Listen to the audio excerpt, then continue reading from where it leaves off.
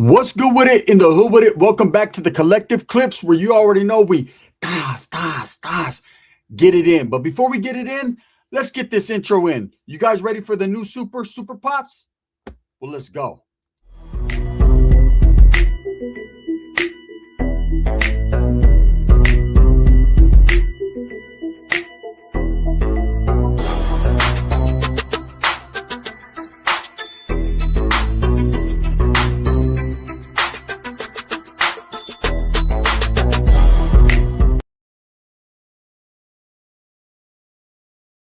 Welcome back to the channel. And if you haven't already hit that like and subscribe button, make sure you go ahead and do that. Put your notification bell on all so that way you're directed in the direction of the dope content that the guns stay stasing, right?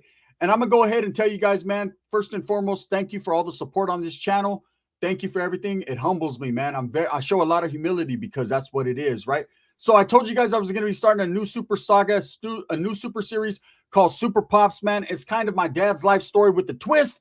So let's get into it, man. This is the first story I'm going to tell, and it's called the Berryessa Flea Market Pull-Up, right? It got ugly fast. Anyways, man, I'll tell you guys this right now about my father so we can get it out the way right now, right off the top. We didn't end on the greatest of terms. He's now passed away, but at least we were on terms, right? I won't say that there was hatred there, but the love was lost. We'll leave it like that, right? Also, my dad was never a gang member, but he was a fucking gangster. That's it, right? So when I was a young kid, my dad was in and out of my life due to incarceration. He was in prison, man. My dad did time in Old Folsom, Tracy, San Quentin, Susanville, Vacaville for a second, man, got up out of there, right? My dad was in Tehachapi. I remember those trailer visits going with my mom as a young kid watching Rocky 3 while my brother was being made. Like all this shit is real life stories, right? So my dad was in and out like many gang members, man, that are doing their thing, that are second generation or third or fourth generation. Our family members, man, were incarcerated, right? Pops was out the picture because Pops was popping it on the yard. My dad was the same type of cat, man. Never held down a real stable job, man. Wasn't what I would say the greatest influence of my life, but he was still my dad, man, and I still love him no matter what, right? So anyways, when I was a young kid, when he would get out and he would only stay out for a small amount of time, my father would pick us up, the kids, right? And me being the oldest, his oldest son, it was kind of like me and him. And it was always like a scheme or a scam, or my dad was always into something like, hey, mijo, you want to roll with me? Oh, yeah, Dad, I was a little kid. Yeah, I want to roll. Where are we going to go? We got to drop off 30 pounds of weed to my homeboy Gilbert. It was never like, hey, you want to go get an ice cream cone or some fucking popcorn or go watch a movie? My dad's like, movies are for pussies. What are we going to do, Dad? We're going to go watch out. We might go kill someone. I don't know what we're going to do. That was the type of father I have. He was always into something, trying to get his money. Never was going to go work as a mailman. Never was going to go work. He wasn't doing none of that. He used to go to my tia, his sister, Ricky's mom. Hey, what do you got? Why do you got so many fucking roaches in here? I don't fucking know, because these fuckers don't clean up my pad. That what are kids good for? You know what I'm saying? That we fucking have them and we go through all kinds of shit and they're supposed to clean the house and they don't. My dad be like, you need to clean this fucking pad, sis. He's like, fucking get to cleaning, stupid ass. My aunt was crazy, right? But Pops wasn't playing. In my family, my father was that one. Everybody feared him. That was Big Land, right? Big Land was no motherfucking punk. All the gang members in the area didn't want no smoke. They were all cool with them. He was cool with Norteños. He was cool with Southsiders. He rolled with some bikers. Like, he was just that guy with everybody. You either feared him or you liked him. There was never no in between, period. Right? And if he didn't like you, stay the fuck up out his way, because he was that dude. He was him. Okay? And I'm not just saying that because it was my father. I had to grow up with the shit, so I know what it is. But when I was a kid, he picked me up one day. And one of my dad's main hustles was working the remates, right? The flea markets. So everything that him and his homeboys stole, burglarized, or whatever throughout the month, they would all take it to the flea market, set up tables, and try to fucking sell that shit and flip it, right? That's what he did. So several times as a kid, we'd go to the Modesto flea market, the Series 1, right there at the drive-in, like just different flea markets, Turlock, little flea markets all throughout the valley, and flip shit. Now, mind you, my dad did have real big on his back Southside Modesto. That's where he was raised. That's where he grew up. That's where his heart was, right off Crow's Landing. Like, my dad was from, not the deep. He was from deep Southside, right? But he wasn't from the barrio. He just was there, right? And it was just a staple. As he got older, of course, he moved throughout the Bay Area into the Valley. And wherever my dad was, he made home. He was a Rolling Stone, right? And so I remember my dad had big ties to Modesto. We'd always be in Modesto, whatever, right? So this particular day, he picks me up and he tells my jefita, I'm going to bring him back in a couple of days. We're going to go work the flea markets. So I always loved working the flea markets because my dad would give me money and let me do whatever the fuck I wanted. And that was freedom. Mom's wasn't like that. Mom's was chancla all the time. She was chancla out the game, right? When I say chancla, chancla. Now, my dad is and was born in Los Angeles. My mother was born in Oakland. They met a long time ago. I'll tell that story one day. It's a trippy story, right? And then other things that led after that. But then also my dad, he was, I would guess you say, Northern California raised, right? He had swag like that. The long hair, the big whip, he had that swag. Anyways, he picks me up that day. We go to the Berryessa Flea Market. For those that don't know where that's at, it's in San Jose. Flea market's so big, it'd take you 2 days to walk through it, right? And I was like, hell yeah, because I was stealing all the Transformers, all the He-Mans. You know what I'm saying? I'd go hit a lick and go steal from the Asian booth all the fucking fake Transformers, and my dad would be like, hell yeah, we're going to resell them, right? He was cold, right? He wasn't the type of father that would be like, nah, mijo, you can't do that. So anyways, I always heard the stories about my dad being a maniac. I always heard these stories from my mom and my family about my dad fucking smashing and punking people and doing all that. I'm going to tell you guys 2 stories. My first interaction with that was prior to going to the Berryessa Flea Market with him, right? Was probably like, I'd say within months, because I went and got incarcerated, went to YA at a very young age, right? One of the youngest ever to go in California to YA. But anyways, right? My pops was fucking, I'll never forget. So my stepdad, my mom had remarried. She married this white guy named Gary. He passed away, man, took his life. And it is what it is. That's a crazy story to that too, right? We'll tell it later. But anyways, this fool is, I played football. I played Little League football, and my team had just won a game. And so we were going to have a pizza party at Pizza Hut. Pizza Hut in Merced was on Olive Avenue. So like one of the main streets, right, in Merced. And we lived in Beechwood, the Beechwood area, which is like the outskirts and the cuts of Merced. So I told my stepdad, hey, can you take me? We're having a pizza party. And my stepdad, look, I'm going to tell you, he didn't like me. He didn't like me because I was Mexican. He was married to a Mexican woman, but he didn't like her Mexican children. So we never really got along. So for me to ask him, like, that was real major because I never asked him for shit because he never gave me shit, right? But this day I asked him, hey, can you take me to Pizza Hut and drop me off? I'll figure out a ride back. You don't have to pick me up back. My coach or someone will give me a ride, or I'll walk. I don't care, right? I just wanted to go eat pizza with the team, right? So he's like, yeah, get your fucking ass in the car. So I get in the car. Remember that day, right? And now, mind you, I hadn't seen my dad. My dad, last I heard, he was in one of these prisons. So it was like, whatever. My dad would come in and out of our lives. It wasn't no big thing. We knew who he was. We were real close to his family. It's Ricky. That's my dad's nephew. All that, like, but it just was what it was. Growing up, it was normal, for my pops not to be there. I wasn't one of those kids. I don't have a dad, and I have a stepdad that don't like me. Let's go, right? So I remember we're cruising, and if you guys remember that song, "To the Beach, y'all," right? Ain't No Future in Your Front by MC Breed, that had just came out, and everybody was bumping it. All the gangsters, all the gang members, everybody was bumping that shit. And I was always a kid into music, having a father and a mother who were both DJs. Music was in my household every day. And so I grew up like that. Moms would clean the house on Saturday. You little fuckers better not get off your bed. And I'd hear nothing but Earth, Wind, and Fire and Michael Jackson bumping. So Pops was the same way. He knew his music. That's kind of the reason my mom and him hooked up. Anyways, I digress.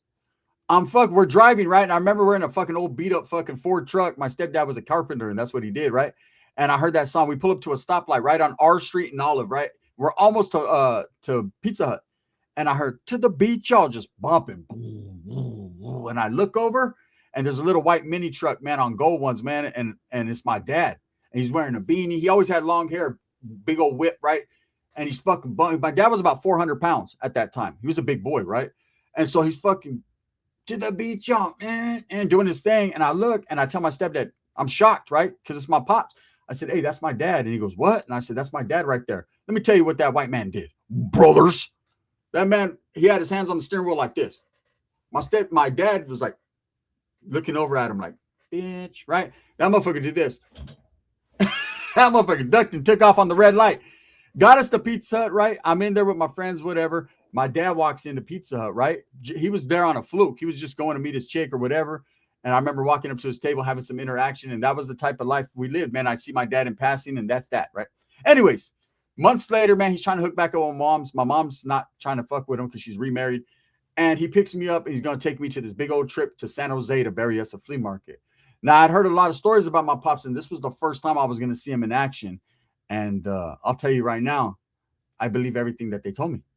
So I remember that day we're at the flea market. I'm gaffling. For those of you that don't know, you knew Edgar's. That means stealing. I was stealing a whole bunch of toys and walking around that motherfucker. My dad gave me like $10. Go get you some tacos, mijo, and leave me the fuck alone. You know what I'm saying? I'm gonna do a little coke and do my thing. And so I'm walking around and he's doing what he does. And I remember that shit. I got lost. And I remember I'm thinking, damn, man. And this norteño. And at that time, I was a young kid. I remember he was an OG northerner from Barrio Horseshoe. He was like, hey, mijo. And I seen him. I didn't know him. I was kind of spooked. He was like, you okay? I said, my dad says, he was like, I'm going to take you. We walked all the way where I thought it was. And we eventually found my dad. And he was like, hey, Holmes, okay, you found your son. Eh? He was over there. Fucking, he had a taco in his mouth and a He-Man in his pocket. Eh? I don't know if he paid for either one, but he says, okay, here, little homie. He gave me $10. I remember. He's like, you stay with your pops because this is just dangerous here, eh? Fucking super dangerous. And I don't want you to, you know what I mean? Where you were at, they have the Mama's Tacos. Like, so you found it. I said, but at the same time, Holmes, hey, orale, all right, Holmes. And my dad was like looking at him. My dad would just look. He didn't know if that dude was a predator or whatever, what he was doing, right? My dad was just looking at him. He's like, all right, Holmes, hey, norte, I'm out of here. And he'd bounce. My dad was like, who's that? I said, I don't know, some guy to help me find you. He's like, that's what's up.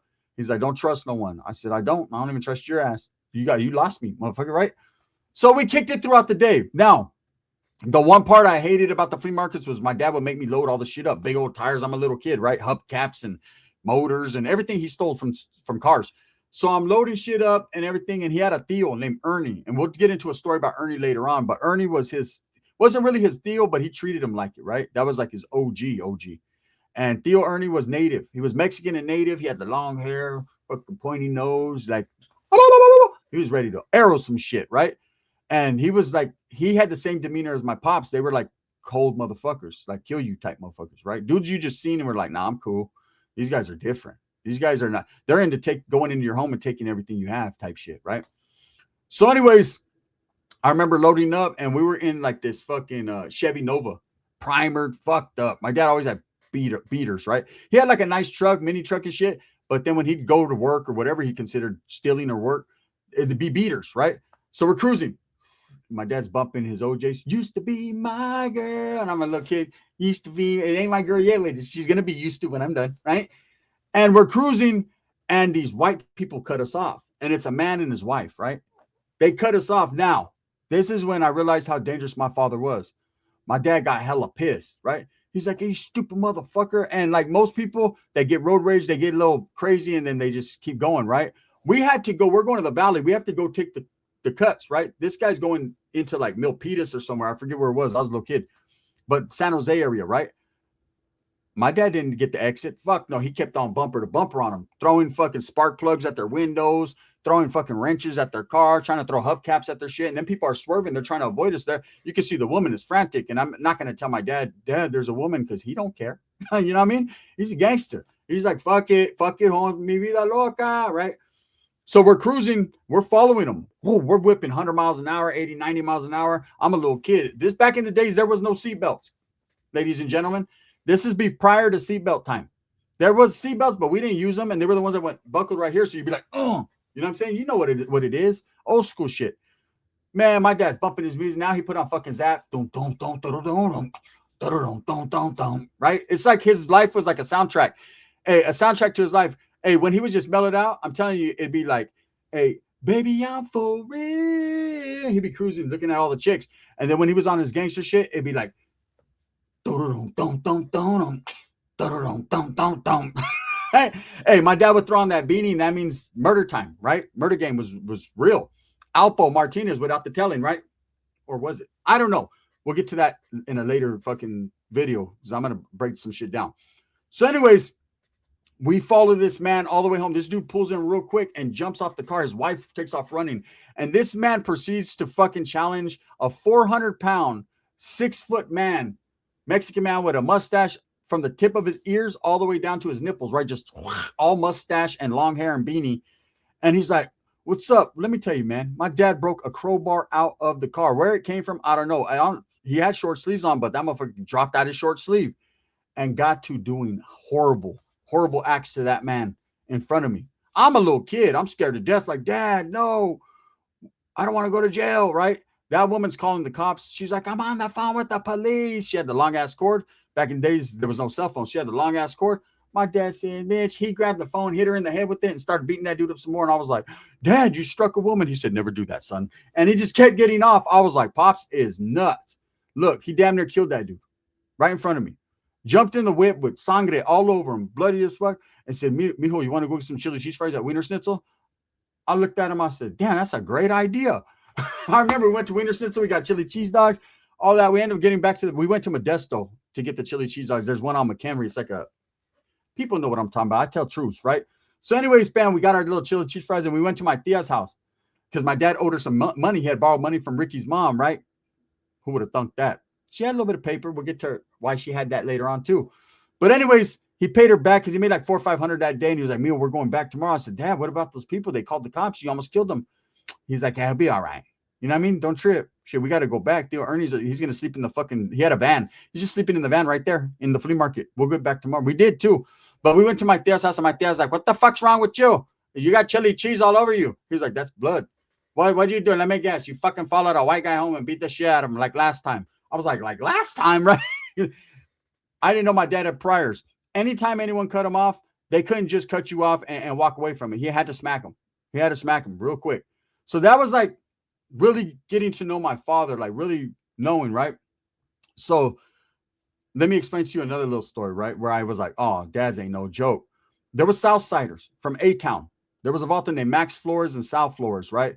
They're kind of like the founders, them as well as my primo, but they're like the founders. They're from originally from Long Beach on Insane, cuz, right? They were originally Crips from Long Beach. True stories, facts here, right? Came to Atwater, moved to Atwater, and established Sureños, A-Town, right? Southsiders. And I was there from the beginning when it started, man. My primo was on Insane, cuz, little Crip, right? Little cuz. And then they next thing you know, they were Southerners. So that's how it started, Holmes. And that's facts in A-Town. So for those that are from A-Town that don't know the history, Max and South Flores were Insane Crips from Long Beach. Then all of a sudden they started becoming Southern. Facts. I watched it happen in my own grandmother's, right in front of a novella and a gang of cockroaches. That's where it got established. Right off Old Santa Fe in my grandmother's living room. Facts. They came up with the concept. I was already a little norteño, like, fuck you, vatos, right? Straight facts. Anyways, my dad was a house DJ, so he had DJ equipment. He'd do DJ parties. So I remember my primo. He was like, hey, you want to go to a party? And I said, yeah. And I was a little northerner, but little, right? I was young. I didn't even went to YA yet. And he was like, yeah, hey, my homeboy Sal, Max, we're going to go to their pad, and they're throwing a party. And so I went there, and I was sur gang. You could tell by the writing on that house. They were everywhere, right? And I heard bomb music bumping, man. And he was like, oh, that's your dad. And I was like, oh, shit. And I hadn't seen my dad for months. Like I said, it was nothing to not see my dad for a year, months. He just disappeared. I didn't even ask about him, you know? And I seen him. He's back there DJing. I'm like, what's up, Dad? I just pop up out of nowhere. They're like the orphan. What's up, Dad? Right? And he's like, oh, what's up, mijo? He didn't miss a beat. He's scratching, doing it. Dougie Fresh, y'all, right? Doing his thing. I'm like, what's up? And what had happened was, I remember I was chilling, and I got love because it was like all a family thing. Again, my dad didn't play the North-South shit, so he'd go DJ for Southerners today and Sanjo Norteños tomorrow. No one tripped. And this young Southsider, man, he was probably like 15, 16, man. I was a little kid. I was like 8 or 9, right? Little. And I had a little red shirt on. I thought I was bad, right? That was tough. And I remember him saying, you little buster. And I was like, I didn't even know what that meant. And I was like, what happened, right? You got problems? And he was like, yeah. And this little motherfucker swung on me, right? Caught me, boom, in the nose. My nose was leaking. And I'd see my dad. And my dad is not the type you scream for help because he ain't helping you like that, right? But he see me get hit. He just watched it, wanted to see what I do. And I fought back, and I couldn't win. The dude was beating shit at me. He was older, right? I'm like 8 or 9. This motherfucker's like 15, 16. Fucking a little kid up. My cousin came running and restrained him. That was one of his homeboys. Like, what the fuck you doing? That's it, right? Hey, let me tell you right now. My dad walked up to him, and he was like, hey, man, you know what I'm saying? You shouldn't do that to young kids. And he was like, man, fuck that. Vato's a buster. This is that. My dad's like, that's cool. That's cool. Trip out. Hey, look, let me take you home, bro. You know what I'm saying? Get you out of here. My dad took that dude home and beat up every adult in his family. Straight up. My dad came back, chili cheese all over him. Got right back to DJ. My primo was like, damn, man, see, your dad's crazy. The motherfucker was looking like Michael Myers up there with blood all the way from head to toe. Pops was crazy. Anyways, man, I hope you guys enjoyed the first episode of Super Pops. We got another Super Norteño popping this afternoon, man. I got you guys with heat. Make sure you also go to Gunners Collective TV. If you haven't joined the membership, join the memberships for myself and Dubs, because we're going to start something new on the memberships page, man, that you guys are going to like most definitely. With that being said, thumbs up or thumbs down. Heavy's going to be the head that wears the crown. I'm going to continue to strive, struggle, and strive for what I truly believe in. That's the betterment of all people. If you guys want to continue Super Pops, the saga, the tales, because it gets deep. It gets real deep, man. I'm going to explain to you guys everything on how I am the way I am, right? Because that man definitely had an impact one way or the other. Let's go, man. Hit a 1 in the chat and let me know, or we could end it right now after this one. It don't matter to me. Bang, bang.